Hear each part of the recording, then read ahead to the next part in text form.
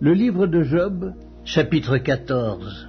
L'homme né de la femme, sa vie est courte, sans cesse agitée. Il naît, il est coupé comme une fleur. Il fuit et disparaît comme une ombre. Et c'est sur lui que tu as l'œil ouvert, et tu me fais aller en justice avec toi. Comment d'un être souillé sortira-t-il un homme pur? Il n'en peut sortir aucun. Si ses jours sont fixés, si tu as compté ses mois, si tu en as marqué le terme qu'il ne saurait franchir, détourne de lui les regards et donne-lui du relâche, pour qu'il ait au moins la joie du mercenaire à la fin de sa journée. Un arbre a de l'espérance. Quand on le coupe, il repousse. Il produit encore des rejetons. Quand sa racine a vieilli dans la terre, quand son tronc meurt dans la poussière, il reverdit à l'approche de l'eau. Il pousse des branches comme une jeune plante, mais l'homme meurt et il perd sa force. L'homme expire et où est-il? Les eaux des lacs s'évanouissent, les fleuves tarissent et se dessèchent. Ainsi l'homme se couche et ne se relèvera plus. Il ne se réveillera pas tant que les cieux subsisteront. Il ne sortira pas de son sommeil. Oh, si tu voulais me cacher dans le séjour des morts, m'y tenir à couvert jusqu'à ce que ta colère fût passée et me fixer un terme auquel tu te souviendrais de moi. Si l'homme, une fois mort, pouvait revivre, j'aurais de l'espoir tout le temps de mes souffrances